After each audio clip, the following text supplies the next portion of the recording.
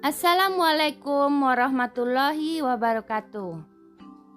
Perkenalkan, saya Desfitria SPD, CGP dari SMP Negeri 3 Sungayang, Kabupaten Tanah Datar, Provinsi Sumatera Barat.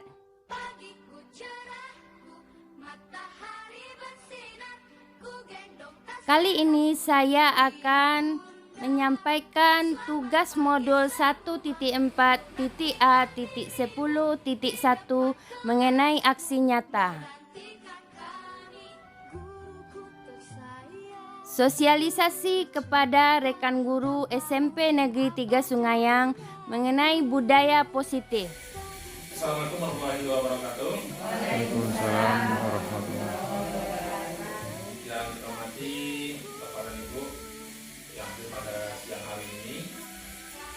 Pertama kali mengucap syukur kepada Allah Subhanahu wa Ta'ala yang mana pada siang hari ini kita diberikan kesempatan untuk berkumpul di ruang ini dalam rangka kegiatan aksi nyata calon guru penggerak. Kemudian salam kepada Nabi Muhammad SAW yang telah umatnya dalam berkehidupan seperti hari ini. Bapak dan Ibu, pada hari ini kita berkumpul dalam kegiatan, salah satu kegiatan yang dilaksanakan pada pelatihan calon guru penggerak angkatan keempat tahun 2021, yang mana salah seorang teman kita, Ibu Desfitria, akan menyampaikan kita bersama tentang aksi nyata guru penggerak angkatan 4 tahun 2021.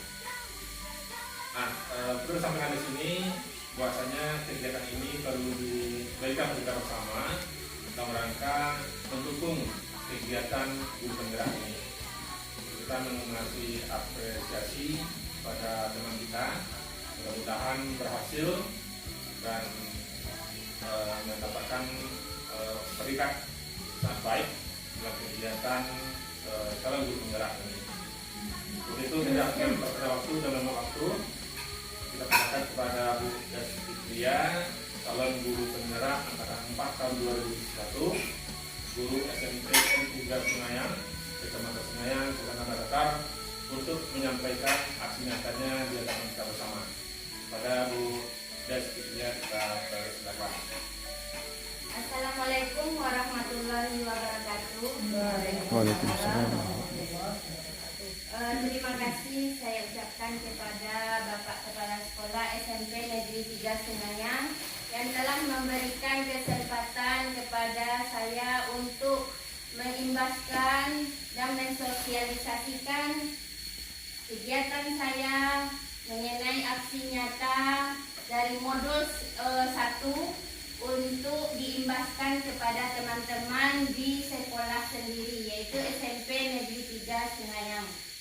Kemudian sholawat dan beriring salam saya ucapkan, mudah-mudahan dengan sholawat kepada Nabi Muhammad SAW, kita nanti akan mendapat syafaat di akhir zaman. Terima kasih kepada teman-teman yang telah hadir pada hari ini. Saya kali ini mendapat kehormatan untuk mensosialisasikan kegiatan saya selama ini, di mana nantinya dengan harapan kita dapat bekerja sama, berkolaborasi dalam mewujudkan visi dan misi sekolah kita ke depannya. Karena semua kegiatan ini tidak hanya saya sebagai pelakunya, juga hendaknya didukung oleh teman-teman dan seluruh warga sekolah. Baiklah teman-teman, kali ini saya akan mensosialisasikan aksi nyata modul 1. Jadi kita ini adalah angkatan keempat di Tanah Datar. Di Tanah Datar, di Indonesia angkatan keempat, di Tanah Datar baru angkatan pertama. Untuk yang pertama ini kita sosialisasi di sekolah dulu. Mungkin berikutnya kita akan sosialisasi nanti di NGMP dan sekolah-sekolah lain. Untuk modul 1 pada pembelajaran pendidikan saya di guru penggerak selama 9 bulan, sudah ada modul 1 itu 4 poinnya. Yang pertama, filosofi pendidikan menurut Ki Hajar Dewantara. Modul 1.2, nilai dan peran guru penggerak. 1.3, visi guru penggerak. Dan 1.4, budaya positif di sekolah. Sekarang kita mulai dengan modul pertama 1.1, yaitu filosofi pendidikan menurut Ki Hajar Dewantara, yang istilahnya sekarang adalah merdeka belajar. Jadi kemarin ini saya sudah mencobakan, setelah mendapat pendidikan mengenai filosofi pendidikan menurut Ki Hajar Dewantara, di sana saya mendapat gambaran, mendapat ilmu baru bahwa intisari dari merdeka belajar menurut filosofi pendidikan Ki Hajar Dewantara itu diantaranya adalah pertama, kita harus melaksanakan pembelajaran yang menyenangkan dan berpusat pada siswa. Jadi kita mungkin selama ini agak monoton, banyak ceramah atau inovasinya kurang, jadi membuat anak kita motivasinya untuk belajar jadi berkurang. Maka sebagai guru kita harus melaksanakan pembelajaran yang menyenangkan, karena setiap anak itu dia punya potensi dan punya keunikan. Ya, jadi ini saya contohkan yang sudah saya contohkan kepada kelas 7 dan kelas 8 yang sudah saya masuki. Ternyata mereka, ini jujur ya Bapak Ibu, mereka punya potensi, punya keinginan untuk belajar. Seperti contohnya siapa ini? Albert ya. Albert ini kan selama ini kurang motivasinya untuk belajar. Ternyata setelah saya pandu berbagai metode, ada kemajuan sedikit. Malah kelompok mereka itu yang tampil lebih aktif. Jadi anak kita tuh memang butuh sesuatu yang baru dan berpusat pada siswa. Kemudian menghargai potensi dan keunikan siswa. Jadi siswa kita tuh unik, sangat unik. Terutama di sekolah kita ini, kita harus menghargai potensi mereka. Harus menghargai bahwa mereka tuh unik. Ada yang suka matematika, suka IPA, suka kesenian, dan kita tidak boleh memaksakan kehendak kita kepada mereka. Nah, kemudian kita harus menyatukan kodrat alam dan kodrat zaman. Ternyata menurut Ki Hajar Dewantara, kita tidak terlepas dari kodrat zaman. Di samping kodrat alamnya, mereka itu tumbuh memang seperti itu adanya, ya, gennya seperti itu. Tapi bagaimana tuntutan zaman sekarang dengan teknologi, ilmu pengetahuan yang lebih, kita pun harus mengikutinya. Karena tidak mungkin anak-anak lebih pandai daripada kita, itu kenyataannya sekarang, dan kita harus menyeimbangi. Kita lanjutkan. Capaian merdeka belajar. Jadi tujuan merdeka belajar menurut Ki Hajar Dewantara itu adalah kita harus mewujudkan profil pelajar Pancasila. Ada 6 profil pelajar Pancasila.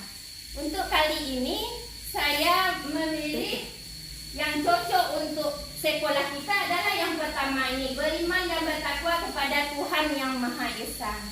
Mengapa itu yang saya pilih kemarin? Karena itulah landasan untuk mereka dalam bertindak ke depannya. Kalau iman dan akhlaknya tidak ada, otomatis pengetahuan yang lain, gotong royong, kebinekaan, mandiri, dan nalar kritis tidak akan menghasilkan yang terbaik. Jadi kita sesuai dengan sekolah kita ingin mencapai profil belajar Pancasila yang pertama. Jadi saya mengajak kepada teman-teman, sudah kita arahkan mereka untuk paginya sholat duha, membaca Asmaul Husna, mengaji, ada tapis nanti kegiatan kita sesuai dengan visi sekolah. Ya, jadi kita bekerja sama. Kita lanjutkan. Konsep Merdeka Belajar itu sebenarnya intinya begini, bagaimana mereka itu mengistimewakan mata pelajaran yang disukai. Jadi mereka istimewa, kalau kesenian seperti Albert, dia istimewa kesenian seni budaya, tapi tidak meremehkan pelajaran yang lain. Walaupun mereka suka seni budaya, jangan meremehkan matematik, IPA, IPS dan lainnya. Jadi itu konsep Merdeka Belajar. Kita lanjutkan. Nah, ini modul 1.2 nilai dan peran guru penggerak. Guru penggerak harus memahami dan menerapkan nilai dan perannya dalam mewujudkan Merdeka Belajar dan menjadikan semua siswa mencerminkan pelajar Pancasila sejati. Jadi saya hendaknya menghayati nilai dan peran saya. Banyak nilai dan peran, salah satunya saya mengajak teman-teman berkolaborasi dengan teman-teman. Kalau bekerja sendiri saja itu bukan nilai dan peran guru penggerak. Yang guru penggerak itu menggerakkan teman-teman untuk berinovasi, untuk mewujudkan Merdeka Belajar. Kalau kenyataannya memang sulit untuk merubah sesuatu itu, apalagi untuk sekolah kita. Kita sudah tahu bagaimana sekolah kita. Cuman kita tidak boleh putus asa, berusaha untuk merubah. Kalau hasilnya mungkin 2 atau 3 tahun lagi. Jadi untuk mencapai tujuan pelajar Pancasila yang pertama tadi, kita harus bergerak sama-sama. Kita lanjutkan dengan budaya positif di sekolah. Jadi kemarin saya dapat ilmu baru lagi, budaya positif di sekolah. Jadi untuk mewujudkan profil pelajar Pancasila yang kita inginkan itu, kita harus mewujudkan dulu budaya positif di sekolah. Apa itu budaya positif sekolah? Mewujudkan lingkungan yang aman, yang nyaman, yang tentram. Jadi anak itu nyaman dulu. Nah, itu yang harus diutamakan. Kalau mereka tidak nyaman, tidak tentram berada di sekolah, otomatis yang kita niatkan untuk kegiatan apapun tidak akan berhasil. Jadi kita harus budaya positif dulu di sekolah. Apa saja budaya positif itu lingkupnya? Ada disiplin positif. Itu dari diri siswa itu sendiri, bagaimana dia mendisiplinkan dirinya sendiri. Melalui apa? Melalui motivasi intrinsik, motivasi dalam diri. Jadi yang budaya positif itu akan terwujud kalau siswa itu punya disiplin diri sendiri dengan menggali motivasi dalam diri. Sekarang kan kita yang banyak motivasi dari luar, kita sebagai guru atau lingkungan itu yang banyak hanya ekstrinsik, dari luar yang berperan. Padahal seharusnya mereka itu ekstrinsiknya yang harus dikeluarkan, potensi yang ada, motivasi dari dalam, mau jadi apa, inginnya kemana, itu yang ditujukan. Kemudian nanti di dalam budaya positif akan terwujud kalau adanya keyakinan sekolah atau kelas. Kemudian ada juga 5 posisi kontrol dari guru dan segitiga restitusi. Apa tujuan budaya positif? Agar visi dan misi sekolah yang dicita-citakan dapat terwujud melalui rasa aman, rasa nyaman, dan kepedulian terhadap semua warga sekolah. Nah, kita lanjutkan. Untuk mewujudkan budaya positif, kita guru di dalam sekolah juga harus tahu apa kebutuhan dasar dari siswa kita. Dari ilmu yang saya dapatkan, ternyata kebutuhan dasar dari siswa kita itu ada 5. Yang pertama, mereka butuh cinta kasih dan diterima. Mereka akan membutuhkan untuk kebutuhan untuk bertahan hidup, makan, minum, sandang dan pangan, ya. Penguasaan, ingin dihargai, ingin ke depan, ya, ingin memimpin. Nah, itu kebutuhan mereka. Kebebasan, mereka ingin bebas, ya, bebas memilih. Nah, itu kebutuhan dasar. Dan yang terakhir, ingin kesenangan. Ya, jadi kita guru harus memahami yang 5 ini. Anak ini butuhnya apa? Saya pakai ikat kalau anak SD ya, pakai jepit rambut baru. Ternyata kita guru cuek-cuek aja, padahal mereka sudah melenggak-lenggok di depan kita. Jadi mereka butuh kesenangan, butuh dihargai. Nah, kemudian anak kita tidur-tiduran aja di dalam kelas, malas-malasan. Ternyata mereka ingin perhatian dari kita, kasih sayang, di samping dari orang tuanya. Sekarang di mana posisi kita guru selama ini? Sudahkah kita menerapkan atau memahami anak kita sesuai dengan tingkah lakunya? Itu yang akan kita koreksi bersama-sama, termasuk saya sendiri. Saya baru dapat ilmu, baru memahami, itu yang kita kerjakan sama-sama. Kita lanjutkan. Saya ada sebuah contoh.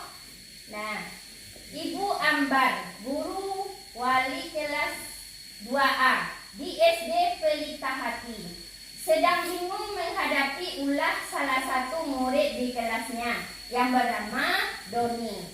Beberapa anak di kelas 2A telah datang pada wali kelas ini dan mengeluhkan Doni yang seringkali meminta bekal makan siang mereka dengan paksa. Jadi Doni ini hampir setiap hari mengganggu temannya, meminta bekal makan siang dengan paksa. Coba kita analisa, kira-kira apa yang harus kita lakukan seandainya itu terjadi pada anak kita, pada siswa kita. Dan apa alasan Doni melakukan hal itu? Tentu dia melakukan beberapa hal karena dia punya kebutuhan dasar. Nah, kira-kira dari 5 yang tadi Bapak Ibu, apa jawabannya kira-kira? Untuk bertahan hidup, kesenangan, penguasaan, kebebasan, ya. Nah, itu yang akan kita jawab. Bagaimana? Apakah kelimanya itu butuh oleh si Doni? Apakah Doni butuh kelimanya atau hanya beberapa? Nah, ternyata Doni ini dari satu kasus saja dapat kita analisa. Ya, coba kita bahas ya. Jadi menurut kita tadi kelima-limanya Doni ini butuh. Tapi coba kita baca, kita analisa. Yang pertama, ternyata Doni butuh untuk bertahan hidup. Mungkin saja mamanya tidak ngasih makanan di rumah. Dia perut lapar, ya. Makanya dia mengganggu teman. Coba ya, dari kasus Doni di atas, apabila jawaban Doni ketika ditanya oleh Ibu Ambar adalah, ini contohnya seandainya dia menjawab, saya lapar Bu, orang tua saya tidak membawakan bekal makan siang. Apakah pantas Doni membuat seperti itu? Kalau dia sangat lapar, tentu pantas ya. Nah, kemudian Doni berusaha untuk memenuhi kebutuhan hidupnya. Daripada kelaparan, perut sudah sakit, tentu dia meminta kepada teman. Mungkin saja sudah berusaha meminta dengan baik-baik, tapi tidak diacuhkan, terpaksa dipaksa. Nah, coba yang kedua.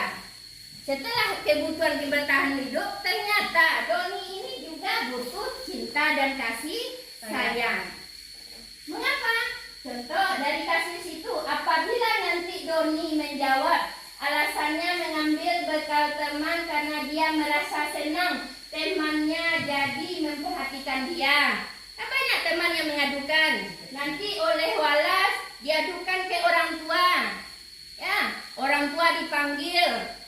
Selama ini mungkin orang tua cuek-cuek aja, ndak dikasih anak bekal, disangkanya ndak apa-apa. Ya, tapi karena pengaduan dari wali kelas, orang tua jadi terbuka pikirannya, hatinya untuk memperhatikan si Doni. Ya enggak ibu-ibu. Jadi karena dipanggil orang tuanya, seolah-olah orang tua mungkin selama ini cuek, maka cinta dan kasih sayang, perhatian dari orang tua mulai muncul. Kalau begini anak saya, mungkin saya perlu membawakan si Doni bekal. Jadi kan timbul perhatian dari orang tua kepada Doni. Kita lanjutkan. Selain yang dua ini kira-kira ada lagi ya? Nah, kita perhatikan. Kebutuhan penguasaan. Mengapa? Contoh, dari kasus di atas, apabila jawaban Doni adalah dia akan merasa hebat. Nah, kan? Merasa hebat karena temannya jadi takut dengan dia dan menuruti keinginannya. Kan ada juga yang seperti itu. Kita ganggu teman, nanti kita dibilang orang hebat. Nah, maka sebetulnya Doni itu sedang berusaha memenuhi kebutuhan dasarnya untuk kekuasaan. Jadi dia punya potensi jadi pemimpin, cuman arahnya mungkin berbeda ya. Dia ingin di nomor satukan, ingin dikuasai, ingin dihargai. Ya. Kita lanjut, kebutuhan kebebasan. Bila jawaban Doni dalam kasus ini, dia merasa bosan dengan bekal makanan yang diberikan ibunya. Itu saja makanannya, tidak ada nuggetnya, ayam gorengnya tidak ada, tahu, tempe, telur, dan monoton seperti pembelajaran kita. Tentu dia ini juga ini bawa nugget ya. Ini apa itu, pisang coklat nih. Lalu kita nggak ada selama ini. Kan merasa ingin bebas. Jadi oleh karena itu dia ingin mencoba makanan teman-temannya yang beraneka ragam. Maka Doni berusaha memenuhi kebutuhannya akan kebebasan atau freedom. Ya, jadi mungkin bisa juga nanti karena dipanggil orang tuanya, bisa jadi terbukalah semuanya bahwa Doni ini punya kebutuhan yang banyak. Kita lanjut. Ada lagi kebutuhan kesenangan. Karena dalam kasus ini bila Doni menjawab bahwa ia melakukannya karena iseng saja dan ia menikmati ekspresi wajah dari teman yang dipaksa. Ketakutan, ya enggak? Merasa ketakutan, terus dikasih dengan wajah takut, wajah yang murung dari teman membuat dia bahagia. Nah itu karena diambil makanannya dan menurut dia ekspresi teman-temannya itu lucu menurut dia. Maka berarti Doni sedang berusaha memenuhi kebutuhannya akan kesenangan. Ternyata Doni juga butuh kesenangan, tapi yang di sini mungkin negatif ya. Kesenangannya dengan wajah teman membuat dia senang. Itu untuk kebutuhan dasar dari siswa. Kita sebagai guru harus memahami ternyata anak itu unik. Satu anak berbuat tindakan, ternyata mereka mencari perhatian, ingin memenuhi kebutuhan dasarnya.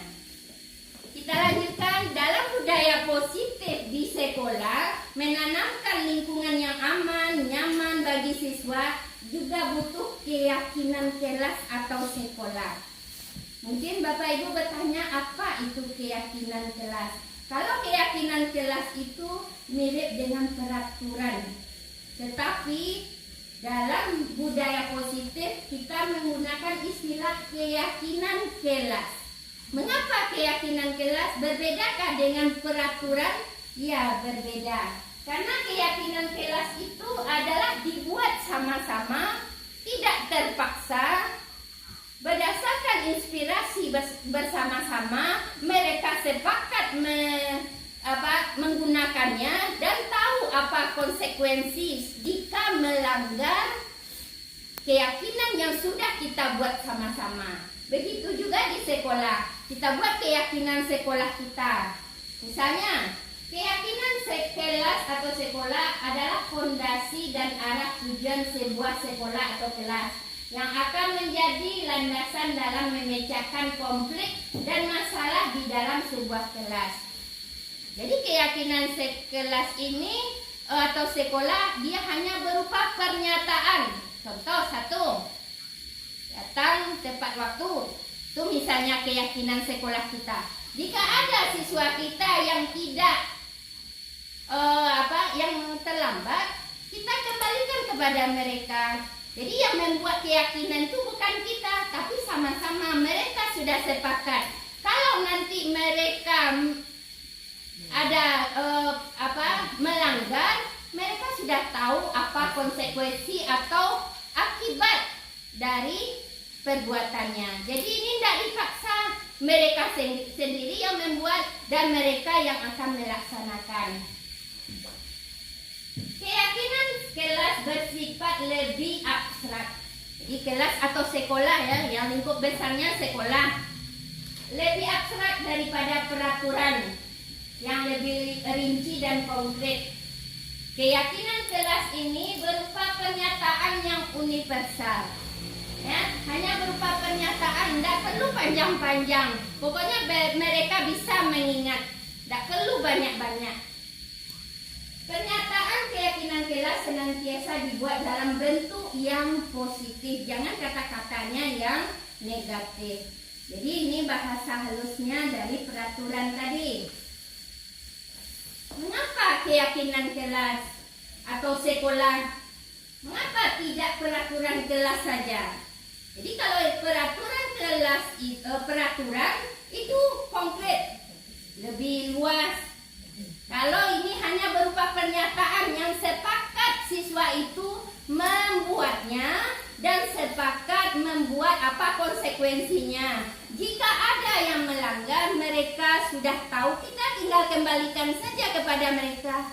Namun seperti video yang saya tampilkan dulu, ya. Kita lanjut. Untuk terbentuknya budaya positif, pertama-tama kita perlu menciptakan dan menyepakati keyakinan atau prinsip dasar bersama di antara para warga kelas atau warga sekolah kalau kita membuat keyakinan sekolah. Murid atau siswa perlu mendengarkan dan mendalami tentang keyakinan bersama daripada hanya mendengarkan peraturan-peraturan yang mengatur mereka harus begini, harus begitu.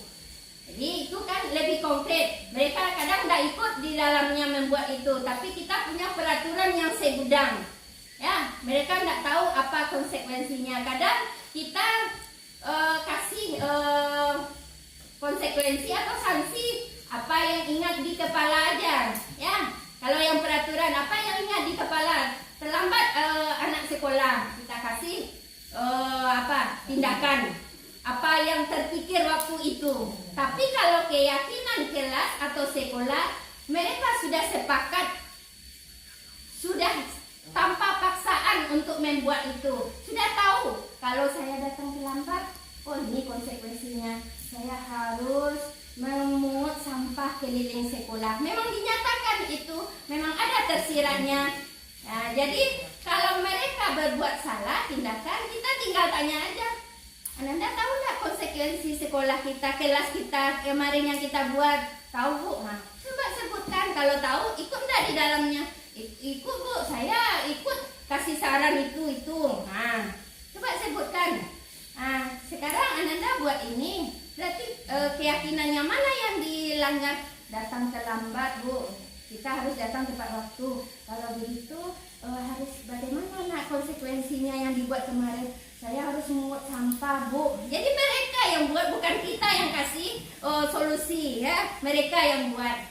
Nah, jadi mereka yang sadar sendiri. Lama-kelamaan kalau kita melakukan mereka seperti itu, seterusnya mudah-mudahan disiplin positif dan motivasi dari dalam dirinya muncul. Ya. Jadi saya baru dapat ilmu karena ilmu ini sangat bagus.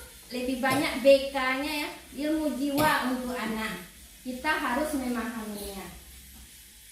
Kita contohkan ya, keyakinan kelas yang akan kita buat nanti. Jadi nanti saya minta kolaborasi dari teman-teman, terutama masing-masing kita guru mata pelajaran. Nanti mau semester 2 kita masuk pertama, jangan kasih ilmu oh ini bukan, sekarang kadenya ini. Jadi kita buat dulu keyakinan kelas. Dengan ibu belajarnya seperti ini, kita buat keyakinan kelas. Mau nak? Mau. Kalau keyakinan kelas kita buat sama-sama, ananda yang lebih dominan. Jadi kita hanya menyokong aja. Itu rencananya, dampaknya nanti. Contoh, tidak banyak-banyak, kita buat datang tepat waktu. Apa maknanya? Luas kan? Datang tepat waktu. Seandainya ada yang terlambat nanti zikri, si Rangga terlambat, kalau yang keyakinan sekolah, tentu guru piket yang akan menangani. Kalau di kelas kita, masuk dia ke kelas kita jam 3.4, saya yang ngajar misalnya. Padahal saya waktu pertama sudah buat keyakinan kelas, mereka sudah sepakat tahu apa sanksinya. Terus saya tidak banyak bicara lagi. Rangga, tahu tidak apa keyakinan kelas belajar dengan ibu mata pelajaran prakarya? Tahu bu, ikut tidak kemarin? Ikut bu. Pak, apa kira-kira? Mungkin dia akan sebutkan tuh. Sekarang Ananda terlambat masuk dengan ibu jam 3.4. Tahu tidak apa konsekuensinya? Tahu bu, mungkin kita masing-masing kita tuh berbeda cara sanksinya ya. Kalau sekolah membersihkan bisa jadi lingkungan di kelas atau lingkungan sekeliling lokal kan bisa juga. Itu sesuai dengan anak-anak kita, siswa kita maunya apa. Kemudian mengucapkan salam. Contoh ya, kita bisa aja meragamkan yang lain. Kalau mereka tidak mengucapkan salam, nyelonong aja masuk. Kita udah di dalam sudah menerangkan. Berarti kan itu ada yang salah ya. Nah, kita kembalikan kepada dia. Kalau perlu kita buatkan di papan, ditempel di dinding keyakinan kelas 8. Itu kalau untuk walas ya, untuk walas kelas 7, 8, 9. Berarti kesepakatan atau keyakinan kelas di lokal.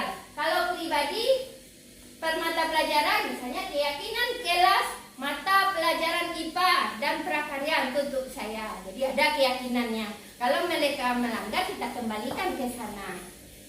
Aktif dalam pembelajaran. Ada yang ngantuk-ngantuk, malas, nak buat PR, nak ini, kita kembalikan. Jadi kita tidak banyak bicara. Kira-kira paham Bapak Ibu? Nah, jadi memang tujuannya banyak positif. Saya waktu pertama membaca, wah, anak saya, yang terbayang anak saya kelas 7, 8, 9 yang keadaan sekarang. Tetapi mengapa kita tidak coba?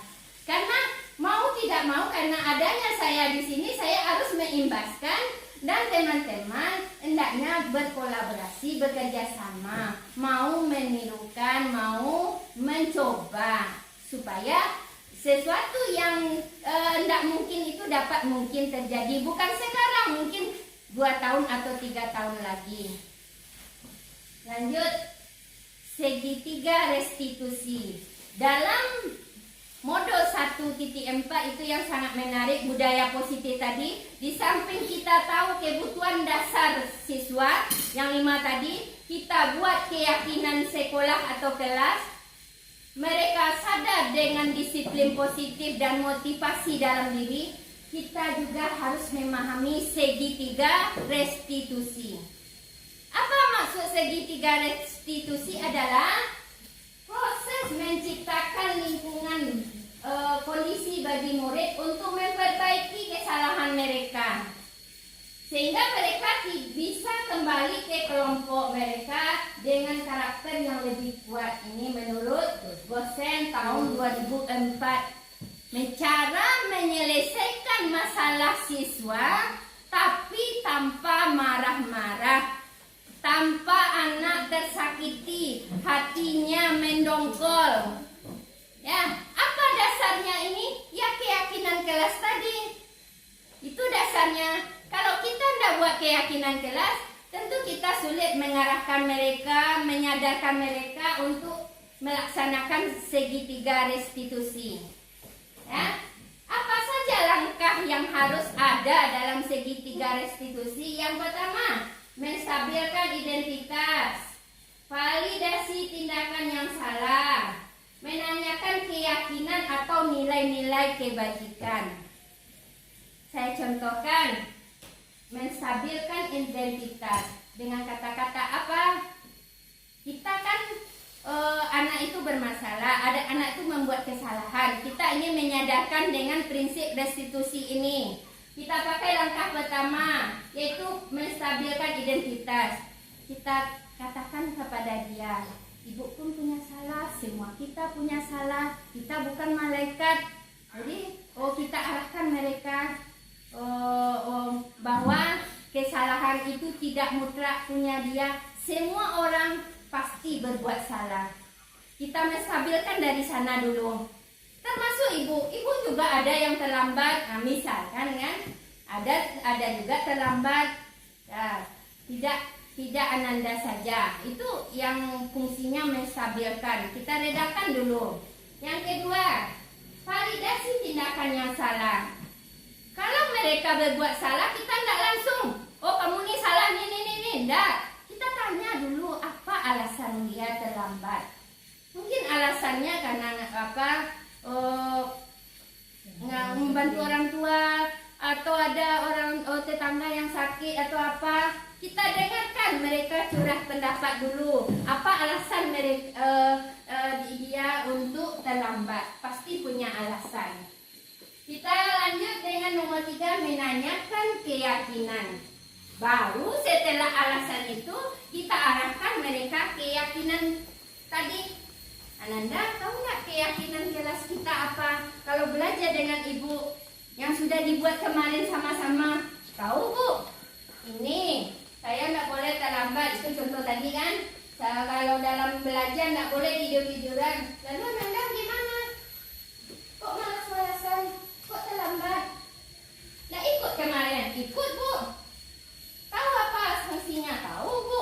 Jadi memang dia yang kita gali untuk bukan kita hanya memandu aja. Silakan untuk mengorek semua yang ada pada dia. Jadi dengan dia mengungkapkan, dia tahu sanksinya, ya silakan kerjakan nak nanti ya. Tetapi inti segitiga restitusi setelah mereka menyadari, meminta maaf dan tidak mengulangi kesalahan lagi. Itu intinya. Setelah sadar, kita kaitkan dengan keyakinan kelas, nanti timbul rasa ingin minta maaf. Ya bu, saya salah bu. Kalau begitu gimana nak? Ya saya akan minta maaf bu. Tidak mengulangi lagi. Nah, jadi itu intinya. Tidak ada timbul kesadaran pribadi. Coba bayangkan kalau seandainya anak kita demikian selanjutnya, alangkah enaknya ya. Sulit memang merubah telapak tangan saja, tidak sama dengan merubah telapak tangan langsung balik, enggak. Kalau ini karakter yang akan kita tukar, yang kita akan rubah, sulit memang, tetapi kita sama-sama. Dengan sama-sama mudah-mudahan kita akan memperoleh hasil ke depannya. Kira-kira ada paham Bapak Ibu? Ya, mudah-mudahan ada gambaran sedikit ya. Nanti dengan berjalannya waktu kita diskusi lebih panjang lagi. Kita lanjut. Contoh ya. Contoh kapan waktu membuat keyakinan kelas? Nah, contohnya kalau sebagai wali kelas, tentu pada awal tahun ajaran atau bisa juga besok ya. Sama juga dengan kita, keyakinan kelas dibuat pada awal pembelajaran oleh setiap guru atau oleh kelasnya masing-masing. Kelas 7 Bu Eka yang akan membuat ya, untuk menerapkan segitiga restitusi. Kalau keyakinan sekolah, nanti sekolah yang akan membuat dipandu oleh anak-anak mereka yang akan melaksanakan. Mungkin untuk sekarang kita coba dulu penerapan keyakinan kelas itu untuk kelas kita masing-masing, mapel yang kita ampuh. Silakan dicoba Bapak Ibu nanti ya. Jadi kalau mereka ada yang salah, ada tindakan yang melenceng, kita kembalikan aja ke keyakinan kelas. Dan butuh kita tidak akan bersuara ini itu, tidak perlu cerotet lagi. Nah, kita lanjut. Ternyata dalam budaya positif kita juga perlu memahami 5 posisi kontrol guru. Jadi guru itu juga memahami posisi kontrolnya. Yang pertama, sebagai penghukum. Guru bisa menjadi sebagai penghukum bagi siswa. Dengan kata-kata kita, bahasa kita, dengan fisik dan verbal, ya. Kemudian juga membuat rasa bersalah bagi anak dengan keadaan kita dalam mengajar atau situasi sehari-hari di sekolah. Bisa juga sebagai teman bagi anak-anak dan bisa sebagai pemantau dan manajer. Di dalam budaya positif, di mana posisi yang diharapkan oleh dalam budaya positif adalah yang nomor 5 ini. Kita sebagai manajer. Kalau yang nomor 4 bisa juga pemantau atau mengawasi. Jangan sampai kita penghukum, pembuat salah dan teman. Kalau teman mungkin dia hanya nanti suka sama Bu Umi aja, bukan enggak misalnya kan, karena Bu Umi anggap teman ya. Tuh sekarang kita coba mari kita kenali perbedaannya. Yang pertama sebagai penghukum. Seorang penghukum bisa menggunakan hukuman fisik maupun verbal. Mungkin kalau fisik kita tidak boleh ya, verbal yang sering dengan kata-kata kita. Apa contohnya? Penghukum akan berkata, patuhi aturan saya atau awas. Terlambat lagi, jadi suaranya besar, pakai jari telunjuk keluar. Nah, itu yang penghukum. Bagaimana akibatnya pada anak? Akan timbullah dendam lama-kelamaan. Jadi ada rasa tidak percaya diri, muncul dendam, motivasinya akan berkurang. Itu yang guru yang sebagai penghukum. Kita tidak sadar selama ini misalnya sudah menghukumi anak. Ya, lanjut. Membuat rasa bersalah. Ini nadanya agak halus sedikit daripada penghukum. Kalau penghukum tadi matanya melotot, nada suara tinggi. Nih, membuat orang lain merasa bersalah. Orang lain di sini maksudnya siswa. Nada suara agak memelas, agak halus sedikit, sedih. Ikuti bahasa tubuh. Contoh, kita menghadap kepada anak. Adi, kamu ini gimana ya? Kamu sudah berjanji dengan ibu tidak akan terlambat lagi. Kok terlambat lagi? Nggak kasihan sama ibu. Itu contoh. Jadi nadanya rendah. Dengan kita memelas itu ternyata tidak baik juga bagi anak. Anak akan merasa, ternyata saya sudah buat salah, bikin ibu sedih. Nah, dengan walaupun nada sudah lembut juga kurang baik.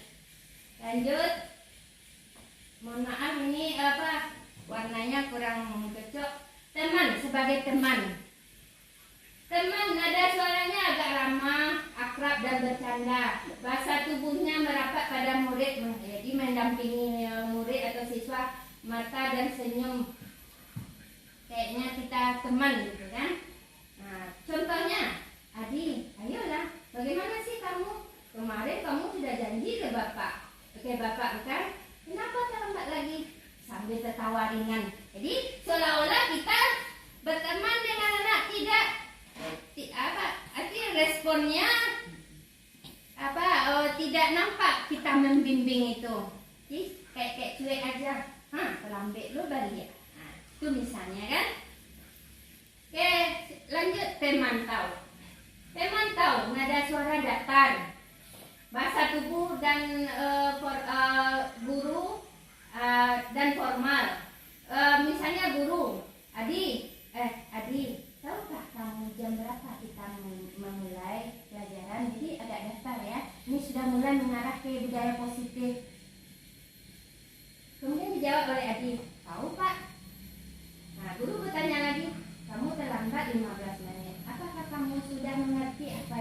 dilakukan bila terlambat. Jadi seolah kita berpikir nadanya datar aja. Mungkin Adi menjawab, paham Pak, saya harus tinggal kelas dan jam istirahat nanti akan mengerjakan tugas ketinggalan. Ternyata di jam istirahat Adi mendapat tindakan tidak sama-sama dengan teman-teman. Teman-teman istirahat, dia buat tugas. Membuat tugas itu juga tidak baik bagi anak. Walaupun itu memang konsekuensinya, tapi ada juga nanti yang negatif timbulnya. Ya. Kita lanjut yang terakhir. Inilah posisi guru yang dalam mewujudkan budaya positif sebagai manajer.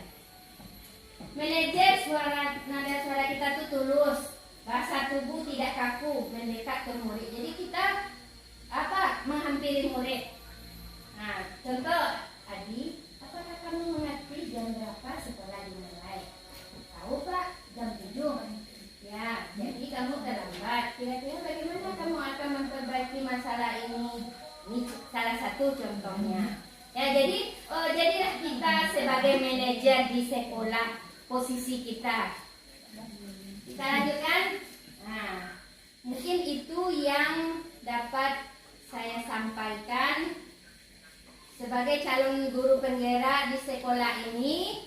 Saya akan mengajak teman-teman untuk yang pertama merubah pembelajaran menuju pembelajaran yang sesuai dengan anjuran Ki Hajar Dewantara, yaitu pembelajaran yang berpusat pada siswa, menghargai keunikan siswa karena masing-masing mereka punya potensi. Kita tidak bisa memaksakan.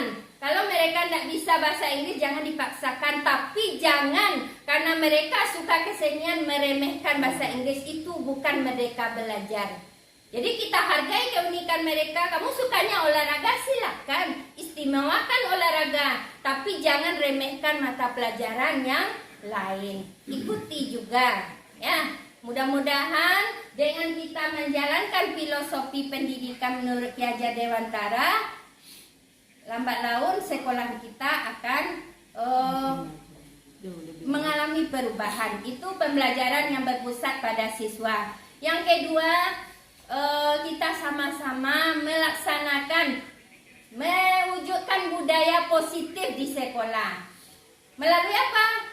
Disiplin positif siswa dengan motivasi dalam diri. Kalau kita guru, kita paham bagaimana siswa itu punya kebutuhan yang 5, kebutuhan dasar. Kita harus jeli memperhatikan dia butuh kesenangankah, cinta kasih, perhatiankah dari kita. Kadang-kadang mereka buat ulah, padahal mereka ingin diperhatikan karena di luar mereka tidak mendapatkan atau kurang. Ya, tuh posisi kontrol. Kebutuhan dasar. Kemudian posisi kontrol yang 5. Selama ini termasuk saya mungkin sudah melaksanakan pembelajaran atau kegiatan sehari-hari di sekolah sebagai penghukum, membuat mereka bersalah, atau sebagai teman. Bahkan sekali-sekali kita sebagai monitor atau pemantau. Sekarang mari kita sebagai manajer. Manajer hanya mengarahkan, lihat-lihat saja sama dengan bos ya. Kita hanya membangkitkan semangat mereka, menyelesaikan masalah mereka sesuai dengan yang mereka sepakati. Yang terakhir, mari kita selesaikan masalah siswa dengan segitiga restitusi. Kita stabilkan dulu, kita tanya dulu alasannya apa, baru kita kembalikan kepada keyakinan kelas yang sudah mereka buat tanpa paksaan dan memang ikut semuanya. Keyakinan kelas bisa diperbaharui, kapanpun bisa diperbarui, bisa ditambah, ya. Jadi bisa. Jadi kita jangan menggunakan peraturan, tolong kita buat yang baru, keyakinan kelas. Jadi saya berharap kepada Bapak Ibu, mari kita bekerja sama Dan untuk wali kelas, mari kita buat keyakinan kelas sekolah kita. Mudah-mudahan dengan mulainya kita merubah niat yang tulus, ya, mudah-mudahan apa yang kita cita-citakan untuk SMP Negeri 3 Sungayan yang mungkin diremehkan atau dianggap rendah bisa terangkat mutunya, ya, bisa terangkat mutunya. Kita tidak bisa muluk-muluk dari karakternya saja dulu, dari pembinaan yang tujuan kita tadi, profil pelajar Pancasila. Tidak usah harus semuanya, kita mulai dari nomor 1 dulu. Kita sudah mulai melakukannya, mewujudkan, meningkatkan keimanan dan ketakwaan kepada Allah dengan berbagai kegiatan. Asmaul Husna, membaca doa, itu dia biasa. Sudah membiasakan sholat duha. Kita belajar dari pembiasaan. Mudah-mudahan besoknya lagi pembiasaan sholat duha kita tidak pakai mulut lagi untuk memerintah. Mereka punya kesadaran untuk melakukannya. Ya, sudah terbiasa untuk setelah sholat duha berdoa. Tidak diperintah lagi. Sholat duha dengan tertib, dengan khusyuk, tidak main-main lagi. Kemudian mengisi absen kalau bisa dengan kesadaran, isi sendiri. Mereka 2 rakaat, 3 rakaat atau berapa. Kemudian baru melanjutkan kegiatan yang lain. Kita inginnya ke depan seperti itu. Nah, hanya itu yang dapat saya berikan untuk sosialisasi, sekedar ilmu baru yang sama-sama akan kita terapkan. Saya berharap ke depannya kita hidupkan kembali lilin-lilin siswa kita. Obor, kita sebagai obor kan besar apinya, kita akan menghidupkan lilin-lilin siswa kita. Lilin-lilin yang mati atau yang redup selama ini mungkin karena mereka tidak punya orang tua, tidak punya uang, hidup dengan nenek, atau baju tidak ada, gini harus bekerja. Itu yang akan kita bangkitkan lagi. Kita harapkan lilin itu tidak padam. Kalau seandainya padam, tugas kita lah sebagai obornya menghidupkan lagi, sehingga hasilnya nanti lulusan kita punya karakter, punya keimanan. Pembiasaan yang kita lakukan di sini bisa mereka bawa ke sekolah lanjutannya dan ke lingkungan pribadi di rumah. Demikian saja, terima kasih kepada teman-teman yang sudah meluangkan waktu. Mudah-mudahan apa yang saya sampaikan ada manfaatnya. Kita bekerja sama, saya tunggu kolaborasinya tahun baru 2022. Nah, mulai dari keyakinan mata pelajaran mata pelajaran pribadi kita. Terima kasih. Assalamualaikum warahmatullahi wabarakatuh. Waalaikumsalam warahmatullahi